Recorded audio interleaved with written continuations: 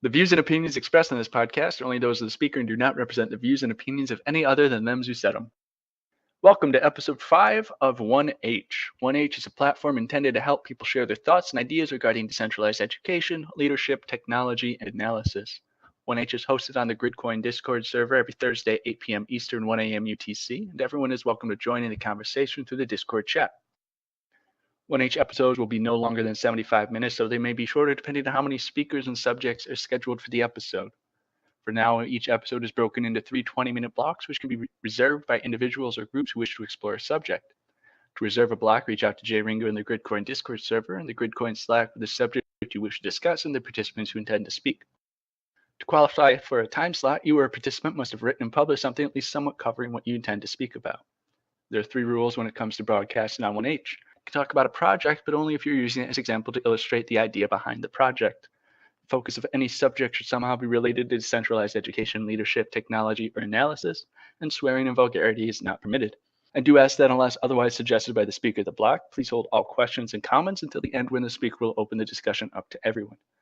And last but not least, 1H is meant to evolve as a community project. Suggestions and ideas are always welcome. So the fire is lit and the hearth is warm. Let's get underway. So this is the 5th episode. We made it. Look at that. So this is going to be an open forum. We decided that the best way to do it is to start with an article that was written about GPUs and the cryptocurrency ecosystem, and it's written sort of about SETI. It was written by Chris Baranuik, and it is titled "Cryptocurrency Craze Hinders Search for Alien Life." And it basically goes on to describe how miners are buying up all the GPUs that exist and all the high-end GPUs in particular, and I'll say stealing them from researchers who this article goes into SETI, and these guys want to buy the GPUs so they can hash the data from certain radio receivers and try to find extraterrestrial intelligence. So this is an issue that has been going on in the cryptocurrency world and the gaming world for quite some time. For example, NVIDIA actually recently wrote an article to its vendors suggesting that they make sure their video cards get in the hands of gamers and not just cryptocurrency miners. And I think, I'm not even going to guess. I don't know who, but one of the companies is starting to look into building a video card that cannot be used to mine cryptocurrency. So I've really got no notes for this episode. Does anyone want to open this up and talk about the GPU ecosystem and how everything's working with cryptocurrency and science and SETI and what have you? I mentioned this last week that I think Ethereum's move to proof of stake is a really good opportunity for Gridcoin to capitalize on. So people are, once it eventually goes to proof of stake, whenever that is, people are going to have the choice. Are we going to mine other cryptocurrencies? Are we going to sell our GPUs? And yeah, the price of secondhand GPUs is going to plummet, overclocked, burned out GPUs, but whatever. I think, the Gridcoin community could make a really strong argument and a really good push to say, why don't you come and use your GPUs, your farms, to help Gridcoin? And if Gridcoin is, if at some point, and I think it's possible, if Gridcoin is, you can break even by mining it, then I think we could attract a lot more people. If it's profitable, I think even a tiny bit, I think people might choose Gridcoin over some other, cryptocurrency that requires pointless hashing. Absolutely, and I think that's a pretty good place to start, actually, because what we're doing, proof of stake, is just, we still use these GPUs, we still need them, but we're directing them at things that are actually useful. Like SETI here in this article talks about trying to use the hashes for something, or using the GPUs for something useful. So as people do start recognizing that proof of stake is more environmentally friendly, and it's a little more practical, and it's a little more decentralized. It's not, as we talked about last week, it's not the holy grail, but it's something. It's moving forward. Reaching out to people and telling them not so much to support Gridcoin, but to support the data hosting platforms that we are built to reward. So yes, you're supporting Gridcoin, but you don't need your GPUs to support Gridcoin. You're supporting science, research, data analysis. You're supporting advancing human society and making things better for everyone. And you can. One of the main ones that I like to push for is the way BOINC was used to explore solar panel molecular combinations to increase efficiency. So that is using something that's energy intensive, a GPU, to solve the energy problem, to put us onto a green grid. And that would be pretty cool to see if there was another project that came out that did something similar and brought us to the goal of 90% efficiency in solar panels. Yeah, I think the only worry with trying to get people from other coins such as like Ethereum or Bitcoin who have these excess mining equipment laying around might seem a little weird to say this, but I feel like it's a different kind of person. A lot of the people that are probably mining Ethereum or grabbing those GPUs and buying a ton of them and just mining like crazy are people who, one, want plug and play, right? A lot of these guys probably just looked up something on how to just jam a GPU into a socket and hit the go button and kind of just never look at it again. And the other thing is, I feel like the Gridcoin community, unlike most other cryptos, retains a lot of its a decent percentage. Like it has a decent percentage of retention because it's something that a lot of people like and want to do, like mining for science. So it would be really cool to get all that hardware behind it. I just worry about the type of person and whether or not they'd be interested in getting on Gridcoin or just look for the next profitable GPU coin. I think that's a good point, and that brings in what the Astra just mentioned in the text chat. So just as a reminder to the listeners, you do not need to have a mic to participate in these conversations. There's a text chat that you can text out, and we'll bring what you're saying to the conversation. So the Astra just said, at what value does GRC begin to break or even be profitable? Right now, I'm mining GRC because I love the idea of contributing to scientific research, but if it could be profitable, it would mean being able to support science indefinitely instead of seeking money into it with a net loss. So to tie that back into what Goblin was just saying, we do have a very unique audience here because BOINC and all these distributing communities, distributed net and all of them were, they've been around well before cryptocurrency. And so people were doing this stuff at a much larger net loss. And when you approach a lot of these people and you say, hey, you're doing something awesome, why not get rewarded for it? So you're not spending, some people spend thousands of dollars on electricity for their GPUs. Why not get a little bit of that back at least? And ideally we'd make it profitable. But in the end, I read a lot that people stick around because they like what we do. They like what BOINC does, and hopefully they'll like what we do in the future as well. And I've seen people say they mined Monero for the profit, and then they saw something. They're like, yeah, I'll make money, but look at this thing that's also helping science. I always wanted to be a scientist, and I just didn't. It wasn't in the cards for me. But now I get to contribute to something that I truly believe in. And hopefully it'll make a profit one day. But if it doesn't, even if cryptocurrency crashes completely, it turns out to be the tulip bubble, which it's likely not. But if it does, at least I get to say I contributed to this thing that was wonderful to SETI, for example. Yeah, I think the best way to phrase it is Gridcoin attracts a significant proportion of hobbyists compared to a Monero or Ethereum, which is going to attract a lot of moneymakers, thrill seekers, whatever you want to call them. Yeah, I don't think it's necessarily bad. People have the right to seek profit, and if we can do it right, we can bring those people into the science consortium as well, to Gridcoin and all the other blockchains that we know and love. Yeah, no, definitely not meant in a negative connotation, right? Like there's a place for all of those people, and I mean, most of those cryptos are kept alive by the people who are trying to make a profit of it.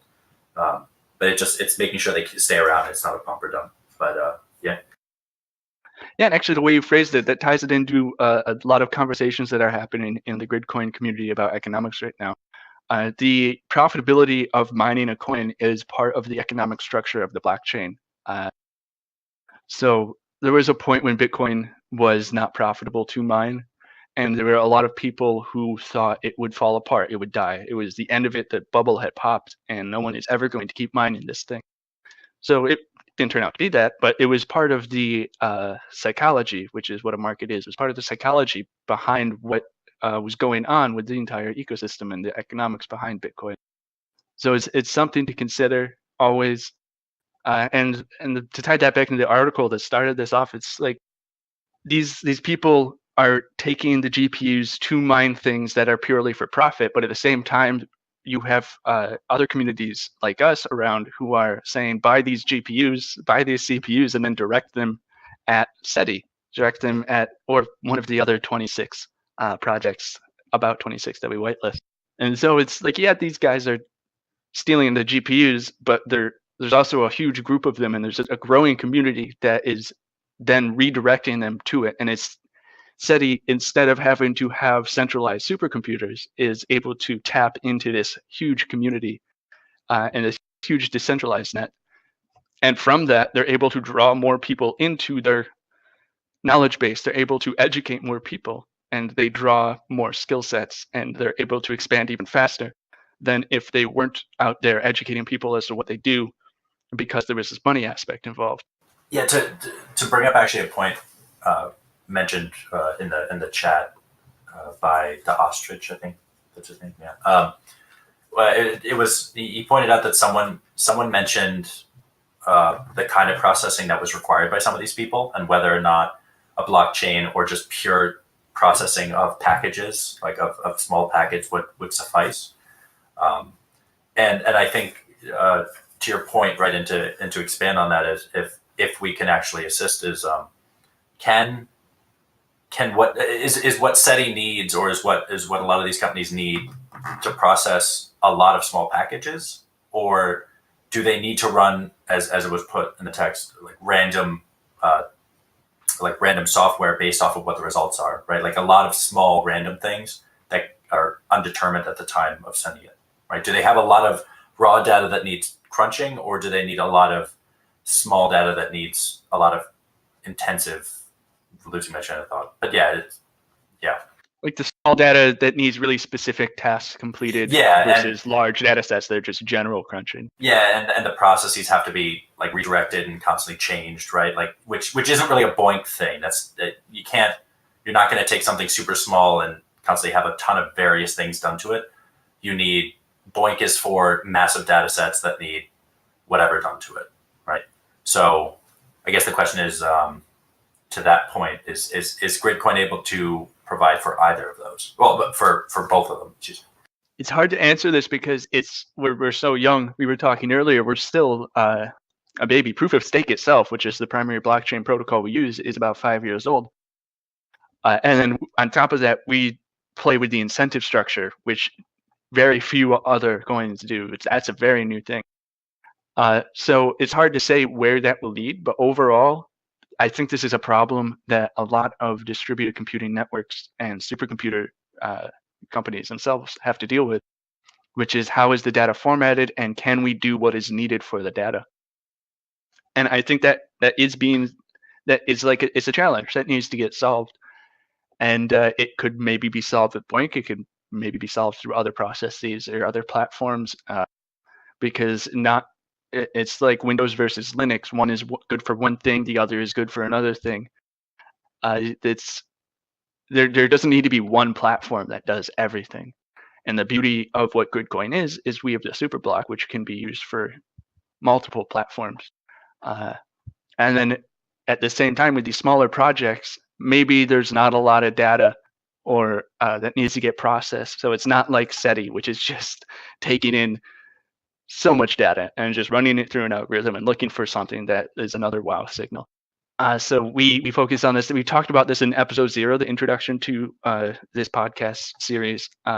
We'd like to focus on something called idle processing potential, where it's, instead of, like this article talks about, instead of people going out and buying high-end GPUs and just upgrading the hardware over and over, which is kind of planned obsolescence, which is not something that's feasible until we have a green ecosystem that can recycle them without causing so much energy waste. We want people to be able to use their old phones, to be able to use their old processors when they upgrade, because it's time to upgrade, not because they want to be on top of the profit-making ladder. So we want them to be able to hook this old stuff up. And that stuff isn't necessarily the best at crunching, but it can still be used. And BOINC has some projects that are built better for like CPUs than for GPUs. And you can, Chocolate might know more about this, but the way we build incentive structures can direct people to use, we can reward them in proportion to what they're actually doing based on what they have or something like that. But it's, your question overall, I think, is very complex and is not going to be solved anytime soon. Yeah, I mean, that's what I think one of the most amazing things about blockchains is that you can, at least in Gridcoin and many other blockchains, is that you can choose your incentive structure. You can choose how you reward people and what you reward them for. And this is, Bitcoin was made in the wake of the 2008 financial crisis. And there's just, a whole host of, badly structured incentives in, for example, the U.S. economy, and people, look at, how the government prints money and how the government gives loans and how, there's a revolving door between Washington and Wall Street and blah, blah, blah. And, a lot of this comes down to, a person with, and I hate to, use like a violent example, but, a person with a knife or a gun can only do so much damage. Or I should say a lunatic with a knife or a gun can only do so much damage. A lunatic with a nuclear weapon can do an enormous amount of damage. So how we constrain centralization of power and what we reward people for doing, has a great effect on the outcomes. Ultimately, people just, we have to encourage being a good person. That's critical. But, I think a lot of it also has to do with, changing how we're rewarded and what we're rewarded for doing. Yeah, I think that's well said. And for example, Bitcoin ASIC miners, I remember when they were coming out, and it's like all of a sudden people were being incentivized to dump hundreds of dollars, sometimes thousands of dollars on this machine that did one very specific thing that could never be used for anything else. And it's like, okay, you're securing the blockchain, but you don't need that thing to secure the blockchain. You can secure it through a lot of people working together. And so it was the incentive mechanism of Bitcoin that got a little out of control. And it's now causing people to buy up all these GPUs, because it's not like the people are bad. It's the system they live in is encouraging to do one thing or another. And you're absolutely right. If we encourage people to, if you incentivize people to act a specific way, they will probably act that way. That's just who we are as humans. Like if you incentivize people to contribute to BOINC, they will likely contribute to BOINC. Why wouldn't they? As we say a lot here. Yeah, and actually to bring up really, really good point that Astra said in the chat, which is the thing that they find really interesting about GRC is that it seems to favor general purpose hardware instead of highly specialized stuff. Literally because since we have such a vast and diverse list of projects, some are CPU specific, some are GPU specific. So in a way, as much as we help to counter the GPU issue that scientists are running into with that market, at the same time, we're also not really affected by it. One of the few cryptos that's not affected by it, not only because of the proof of stake, but because the things that we can mine can either be super high end stuff if you have that, or it could be super low end. Like I remember I was doing asteroids on my Samsung for 3-4 months because some of the things that we had in projects were so low end, like requirements, that it didn't matter. I could use my cell phone at night while it was charging. Yeah, how many other cryptos can you say that you can crunch on, say, a Raspberry Pi, a Raspberry Pi Zero, an Odroid, your Android phone, even older phones, an S5 I crunch on, for instance, or like even 5, 6, 7, even 10-year-old computers. We have people running machines that are like ancient by modern terms, and you can do that with Gridcoin. That's the beauty of it. You don't need the latest and the greatest tech to be able to run it. One of the other amazing things is that we're now, spreading around computing power in such a way that, for example, centralization of artificial intelligence will be hindered, right? And I think one of the most dangerous things that we're going to be facing in the future is, people keeping, researching, doing R&D on artificial intelligence, and then keeping that information to themselves. And the reality is that artificial intelligence is going to give individuals and companies an enormous amount of power.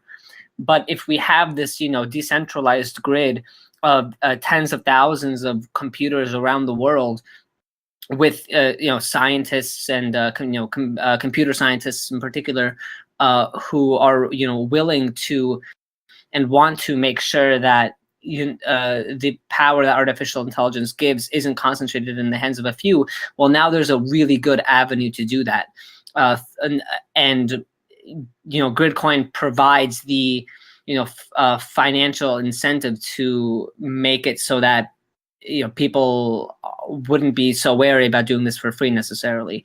People might buy, people who don't game, for example, don't have a GPU, might buy one just so they can contribute, maybe not just artificial intelligence, but also to other stuff like climate prediction, which isn't whitelisted right now, but you get the idea. Yeah, and that's like, that idea ties into every single project that is, at least I think, that Gridcoin supports, because we talked about a little bit. It's the open access idea. It's the open access movement and fight that's been going on for decades. And if anyone wants to learn more about it, go back and listen to the episode 1. We had a block dedicated to it. And at the same time, it ties into economics, because you're able to crunch with these small time projects in a large distributed system because of the way we distribute magnitude. So it's like, if there's a project that only runs on Barton's i5 or Samsung, whatever the old version was, I forgot what it was. S5. S5. It still gets rewarded based on your proportional contribution to that project. It's not competing with another project that runs with high-end GPUs. So it sort of balances that out. And this is another conversation that's happening in the Gridcoin community right now, because we're going through this huge growth spurt and we're working through a lot of stuff. And we've also talked about this. Me and Chocolate did a great episode on incentive structures, a couple episodes, if you get the number. How do you balance that? Because you need to continue to support this IPP of low-end hardware. And at the same time, you want to be able to do more science, and you do more science with higher end hardware. And at the same time, we've talked about this a little bit, you have to consider the increase in energy efficiency of new hardware versus old hardware.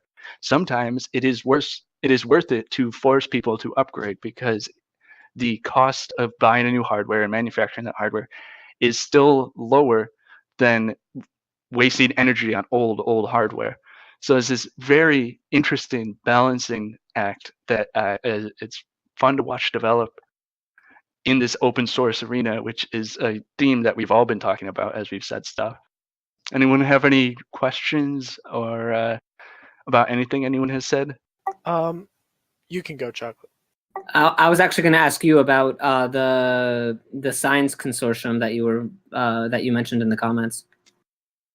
Well, that was something that was brought up in the past on the Gridcoin Hangouts. You could go listen to past Hangouts. I forget the exact number, but I know there was a specific Hangout where we had people from, I know, Folding Coin and I believe Curecoin on as well, talking about, potentially working together and forming a science coin consortium, since we kind of, work towards the same goal. Curecoin, Folding Coin, Gridcoin, we all reward scientific projects. Yes, they use a different system. They don't use BOINC. They're both based on Folding at Home, which is Stanford. But, it's all the same science-based, not, crunching pointless hashes. It's the same principle behind it. So there was talk of, forming a science coin consortium, and there's been a lot still going on today, marketing, potentially cross-marketing efforts between the three coins to kind of work together to the same end goals. I really like that idea, and it ties into the entire blockchain ecosystem even way back at the beginning. This has been since the beginning of other coins besides Bitcoin. Bitcoin and Litecoin sort of work together to develop technology at the same rate and test different mechanisms out.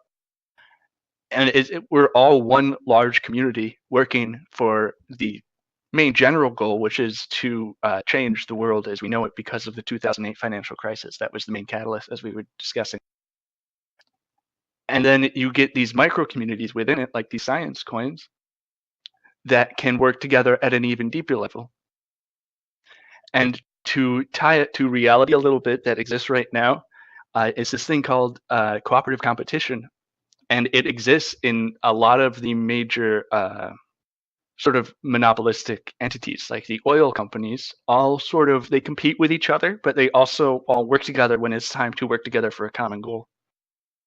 And I think we would be a little more friendly than they would be with each other. But like, yeah, we're all working together, and it's this multi-currency economy where we are just all minting the currency based on doing this scientific stuff. And it's not that one is better than the other. It's that one does it differently than the other. It's the same idea as forking. Forking is just saying that I have a different way to do it, and this other way to do it is supported by a bunch of people. The previous way to do it is also supported by a bunch of people, and we're going to fork, and we're going to see which one is better, or if they're all both the same, they both continue to exist, and it takes time to tell. And it's this natural system of competition between protocols. It's kind of fun to watch as well. Do you have any specific ideas about how Gridcoin could be tied in with green energy coins? I think in general, I'll use SolarCoin as an example. We have similar value systems. So the idea of, like, the example I like to use is the BOINC project that did the solar panel efficiency. That is directly connected to a project like SolarCoin, which is they actually give out grants to install solar panels. So I have nothing specific that I can draw off the top of my head, but it's like we have the same value systems.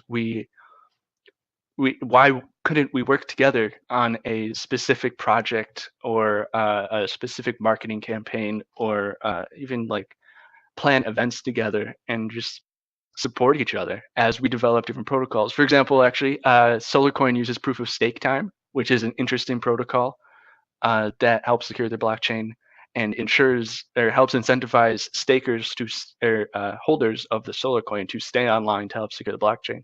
Maybe we want to learn from them on how that's worked. Is it something we could adopt? Is it something? Are there problems with it? And then at the same time, if they have a bunch of data they want to work, we can help them create a BOINC project, or we can, if we ever find a way to help fund BOINC projects, we can send a little funding their way to help them get that data hashed. Or there's just I think there's a bunch of synergistic channels that we could go down. It's just a matter of finding them and then doing it. Just to finish off real quick, like a direct example of this is Folding Coin and Gridcoin actually they were completely separate entities at one point, and they got together and said, we do the same thing. And they developed this thing called merged mining, where you hash folding at home and you get rewarded both Gridcoin and Folding Coin. So that's a possibility as well. To merge that comment with the article, do you ever see a world in Bitcoin, in cryptocurrency, where there would be a reason to stay around in a proof of work and not a proof of stake, right? Because most of this is the result of proof of work, if not all of it, right? So is there a reason why any value should be kept to proof of work as the proof of stake algorithm and implementations get more complex and better? I think it is too soon to tell. They are both very new protocols. I think proof of work does have some benefits over proof of stake, but the cost of proof of work might be too high to, at least in its current implementation, to maintain that. There are many coins that have switched off of proof of work for just that reason. But proof of stake at the same time also has a bunch of failings. But because proof of stake seems to be more energy efficient and more adoptable than proof of work, there are more people working to solve the proof of stake problems than there are the proof of work problems. So I think this is all speculation, of course, but I think in time proof of stake will come up with more solutions than proof of work will. But it's the forking principle. Is they're both supported by large communities, and time will tell, and the number of people that support one or the other will either decide that one is ultimately better than the other, or they'll both continue to exist in perpetuity. I see no reason for one to disappear when compared to the other. Okay. No, I mean, fun little statistic I remember reading a couple months ago was like, because of all the proof of work with like Bitcoin mining, the energy consumption that was estimated because of all the proof of work and general Bitcoin mining was the equivalent of all of Ireland's energy usage for a whole year. Like it was about the same. It's insane. Yeah, it's not really sustainable. So that's kind of why I asked, because if everyone starts moving to proof of stake, then the GPU crisis kind of slowly fixes itself of, well, we don't really need to do all this hashing to secure the network. So it'll slowly, like I said, it'll slowly kind of fix itself. Yeah, bring them into BOINC, man. And just buy them all cheap on eBay is really my plan. In like 2-3 years, is just buy them cheap. Yeah. Bart, were you going to say something? The thing I just wanted to point out was to go back to talking about like Curecoin, Folding Coin. A good example of, different protocols. Curecoin, I was saying we have similar goals, but Curecoin is actually, believe it or not, 50-50 proof of work, proof of stake. They use a script hashing algorithm to secure it's the main engine that drives their chain, and then proof of stake is on top of that. So in a way, you could say they're kind of like a hybrid between proof of work and proof of stake. So yeah, even within, what we're calling the Science Coin Consortium, you could say that there are different, methods for your blockchain and how you want to use proof of work or proof of stake to advance your science coin. That's interesting. I didn't know that. So that's the same thing. It's like exactly what you said. I'm not going to restate it. But actually, go ahead, Gab. No, I was going to say, I mean, to your point, I feel like in the Science Coin Consortium, right, proof of work does in many ways make sense because you're doing something worthwhile, something that actually has value, and you're being rewarded for it. I think the main contention I have with proof of work is its use as a way to secure the network, where it's a lot of hashing, right? Like just useless kind of stuff. And that's, I mean, obviously I don't have a problem with Gridcoin being rewarded with proof of work because the work is actually being sent to us and requested, Interesting. Chocolate, I've been thinking about how SolarCoin and Gridcoin work together actually. And there's the way SolarCoin works right now, from my understanding, I don't know terribly too much about it, but my understanding is that a person has a solar panel and they submit how much energy they make from those panels to the SolarCoin Foundation, essentially, which then gives them SolarCoin from that. So they put it in the distributed ledger, but it's not a blockchain method. It's not a blockchain mechanism that puts it in the ledger. So we at Gridcoin have this superblock. What if it was possible to build a superblock that would somehow the solar panel connects up to the wallet, and then there was something, and then that data gets put into a SolarCoin superblock, which then gets put on the blockchain and distributes SolarCoin for them in a decentralized way.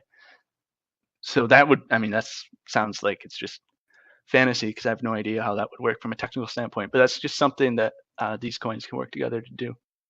So I'm a bit confused regarding your proposal.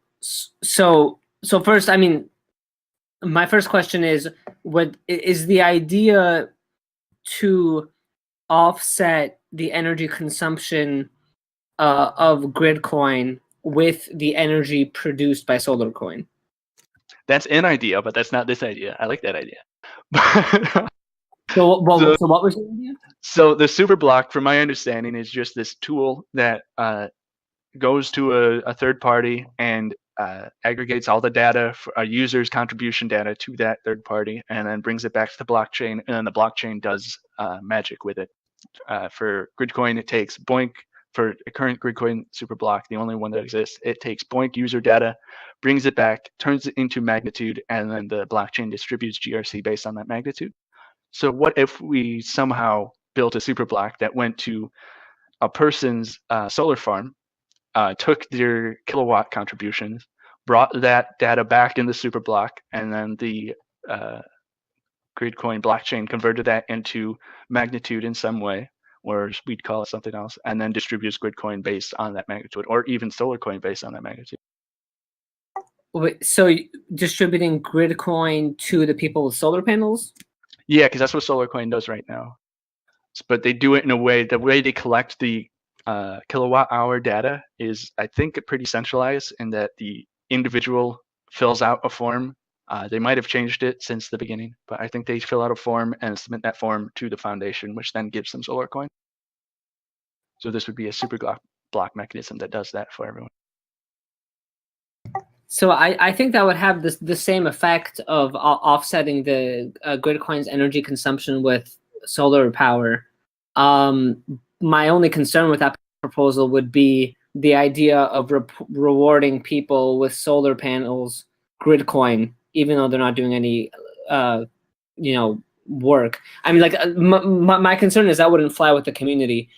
I'm not sure I would support that either. I mean, I definitely support the idea of offsetting Gridcoin's energy consumption with SolarCoin, but I'm not sure I agree with giving one Gridcoin users SolarCoin for their computations, or SolarCoin enablers with Gridcoin. But now I'm wondering, how could, is there a way to have some sort of marketplace set up between the two that could enable, people who wanted to offset their Gridcoin contributions with solar power? Like maybe there could be a marketplace where, okay, now I can buy SolarCoin with my Gridcoin. There could be like an exchange like that. That's awesome. Yeah, and the same. I'm just winging it out. I was just thinking about that during the podcast here. So who knows how that would work? But I like what you're saying, and this is just like, these are ideas of how we could work together, possibly, maybe in the future, and I'm sure better ones will come out. Yeah, I think we're in a stage where we're just throwing out a lot of ideas. Like, I mean, like that idea, like that post I made, that was like an idea that even if the community agreed upon it, probably couldn't be implemented for at least another 1.5 years, 2 years, maybe even more. If the community agreed that was a good idea. And again, like a solar panel Gridcoin, a SolarCoin Gridcoin collaboration, I'm guessing that would probably take a long time as well. And maybe there's like another better option too. But I think we're in this like growth process where we're kind of just like stumbling around, kind of blind, kind of learning about our surroundings in the dark, and then trying to not just Gridcoin, but the whole blockchain community in general. We're just kind of stumbling about and trying to find our way and say, what's going to work, what's going to, oh my, wow, we're worth 400 something billion dollars right now. We hit like almost $800 billion, or about $800 billion like a month ago. Like, who knew it would go this far? Now that we have this amazing thing, now that there's so much money in here, it's almost like we can't go back. So where are we going to go from here? Yeah, I think that's a good way to look at it. And I'll just put a plug here. If anyone listening to this has been wanting to contribute to Gridcoin or any blockchain community, understand that is what's happening right now. There are so many different things that need to get done, and a lot of it is trial and error. There are very few communities who actually go through and build formulas for stuff, and like build on an extremely professional level. And it's kind of one of the beauties of the blockchain. I try to say that once per podcast, where anyone can come in and contribute. And I would direct you to the last episode where we talked about this idea of the community corporation. And come in, and if you don't know anything, people are friendly, man. This is open source. We will direct you to the right resources. We'll tell you who we learned from. We'll tell you who gave us ideas. We'll tell you who we disagree with. And you can choose who to follow from there, or where to get your resources from, or what to learn. And you can go as deep as you want. And there are ways to get paid if you want to go that far, or you can just be a hobbyist contributor and contribute on your free time.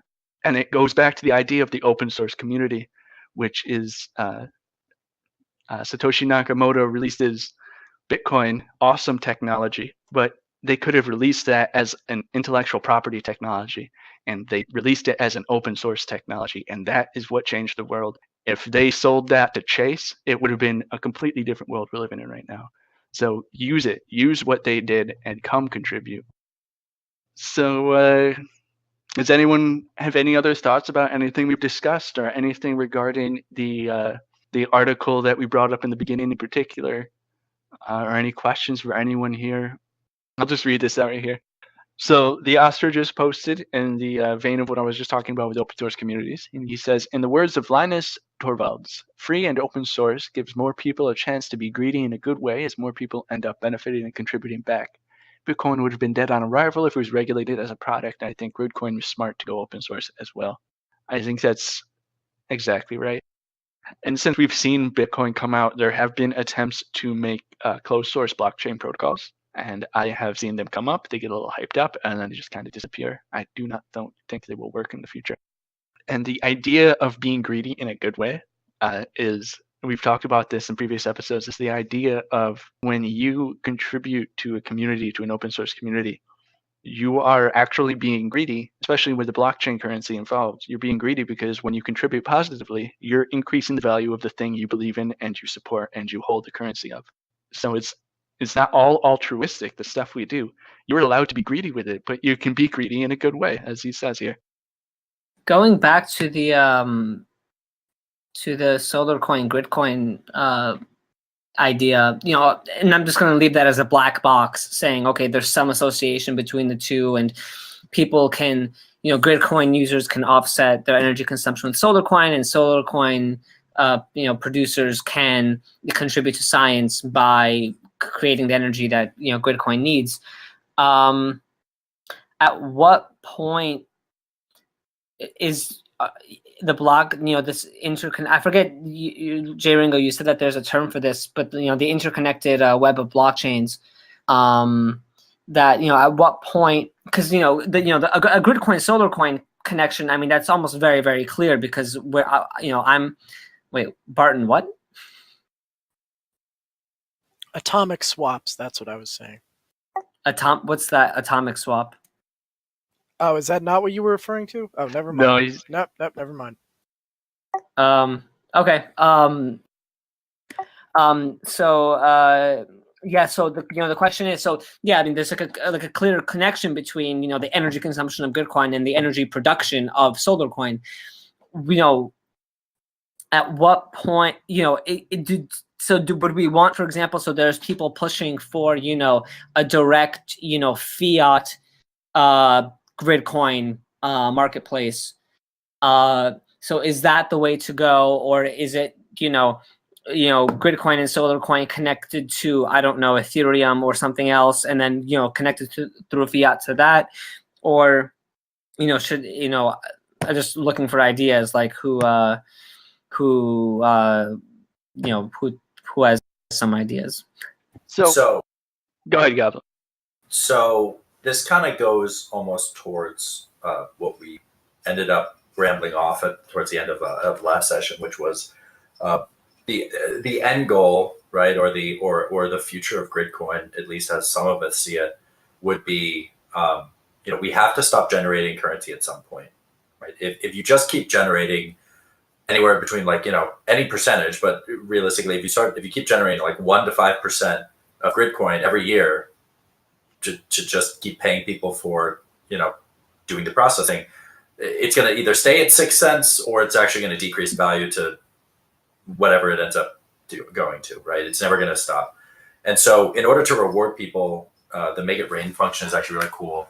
But so to get to the point anyway, is being able to go from Gridcoin to fiat directly is kind of an important step, or in that having a scientist or having someone with a lot of data that needs crunching can directly pay for without needing to jump through a bunch of different exchanges or cryptos to directly pay for the processing, to give us their data and say, here's $20, can you process this, 10,000 flops or whatever it is, I think that's actually a very important step in the evolution of Gridcoin. Yeah, I agree with a lot of what you said. I'm not sure I agree with the inflation aspect of it, because inflation is somewhat necessary for economies to continue. But we now have the idea of being able to use deflation as a tool, which didn't exist in fiat systems. It's necessary as long as the actual value and overall production behind it is increasing. So if more people want it and it has a steady flow of inflation, that's healthy. If the actual value or desire or demand for it is not slowly increasing along with the inflation, it's just going to decrease in value. So it's tied to production. Yes, it's so as long as people are adopting and stuff, we can always create more, right? It's harder to pull it out, right? It's like baking a cake. Once you start adding things to the batter, it's harder to take it out, but it's really easy to just throw more in if you really need it. So I agree with you to an extent. I think that's a very complex conversation, because it has to do with shifting to a resource-based economy, and to get there, I think we're going to go through what Chocolate was talking about, which is called a multi-currency economy. And it's the idea that what does a dollar represent? A dollar represents an actual thing you can buy, a loaf of bread. So we have this in the cryptocurrency ecosystem right now. We have what you've called the gateway effect, which I think is beautiful, where you need to buy Bitcoin in order to buy another coin. That is a technology, or that's a problem that's getting solved very rapidly through this thing that Barton is talking about called atomic swaps is one way. There is an exchange called FlipMe, actually, that does it. There's Shapeshift that does it, where you can exchange any currency for any currency without having to buy Bitcoin or one or the other. Coinbase has just said that they're going to look into this sort of technology. So the idea that of this gateway effect is going very likely to disappear, but just because it's a technological problem that can get solved. It has nothing to do with anything but technology. And once that happens, let's say I have 10 Gridcoin. That's the same as having whatever the equivalent of that is in another currency. And the equivalent will be based on the demand for that currency, the supply of that currency, that's basically it, supply and demand, and maybe some other economic factors, but it will just be an equivalent to another currency, and they're all the equivalent of a product, of a resource you can physically buy. So it takes this trust of a network which currently exists in fiat, where I'm not going to go down that road, but it makes it so currency is now producible by anyone, and it's all equivalent to itself based on the supply and demand of its pair, the pair that you want to put it to. I don't know if I butchered that explanation, but that if we're going into the route of a multi-currency economy, we don't need to worry too much about getting a fiat to Gridcoin exchange. What we would want to worry about is what people are using Gridcoin for, and whether or not merchants accept the Gridcoin directly. Because when you accept Gridcoin directly, you're not going to have to pay for a fee to exchange it from Gridcoin to SolarCoin to buy something from a merchant that accepts SolarCoin but not Gridcoin. So but at the same time, that fee is going to be minimal because of atomic swaps and all this stuff coming forward. So to answer your question, Chocolate, I forget if it was actually a question, but I don't think we need to worry too much about getting this USD to Gridcoin direct relationship, particularly because we have a lot bigger stuff to work on right now. Oh yeah, I didn't mean that, like right now. I meant like most of the things I talk about are really, really long term. I mean, I have at least 5 posts in mind that all go into in depth kind of math analyses of problems that I see in Gridcoin, and they're really, really long term fixes. I'm not looking at Gridcoin with a market cap of, what is it right now? With a market cap of $27 million and saying we need to implement this right now. I don't believe that whatsoever. My concern is that when when/if Gridcoin is worth $27 billion, so when it's worth $1,000, 1,000 times what it is right now, it just seems to me like it's kind of impossible that it just won't. That vision is not compatible with somebody receiving 2 or 3 times more Gridcoin with the same piece of hardware in another project. Like those are the kinds of things I'm worried about. So when I mention most of these ideas, like I'm thinking super long term.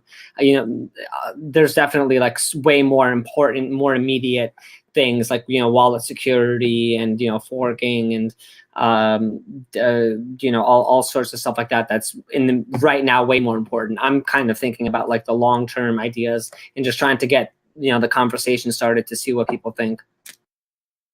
Absolutely, yeah. Because once we do reach that level, it will be a whole new set of problems, a whole new set of issues. And at that point, hopefully, like when you get that big, a exchange is going to open up that channel, because switching to a multi-currency economy, as I described it, is going to take a long time. So in the meantime, it would be nice to have that USD exchange, but like you say, that's a problem for when we're several magnitudes larger than we are right now. So we're coming up on an hour here. We can keep going. I'm loving this conversation, but if not, we can wrap it up. Does anyone have anything else they want to talk about? Any questions or anything? All right, then I'll just wrap it up here. So to tie this all back into the original article we were talking about, cryptocurrency craze hinders search for alien life. What we're doing here in Gridcoin is essentially refuting that article and saying there are ways to use this processing power. Not only the new ones that are being built, there will be people that use the new ones, that's fine, but we can use the old ones to process this data that exists, either brand new data coming in from a project like SETI, or even open data from the open data realm. And how we reward people for this work, and the way we balance the entire ecosystem, the economy, and how we develop the technology, all of it is very important, and all of it is very, very young, and it needs a lot of help. So we've got great people on board already, but more the merrier. You bring your skill set, you come in, you do it, and you contribute as much as you want. So that will wrap up the episode this week. This is episode 5. Join us next week. And as a reminder, if you want to host a block on a subject, you're more than welcome to. You can ask for 20 minutes, or at this point, you can ask for 40 minutes. You can ask for a whole episode if you really want to talk about it, until people really start signing up. So just reach out to me, Jay Ringo, on the Gridcoin Discord server or the Slack, and give me a PM, and we'll get you set up. Next week, if we have no one talking, I will be presenting a little talk on open source, going over the history of it, why it's such a beautiful thing, and why it's the thing that is needed in the world today. So, and thanks for coming by, and we'll see you next week.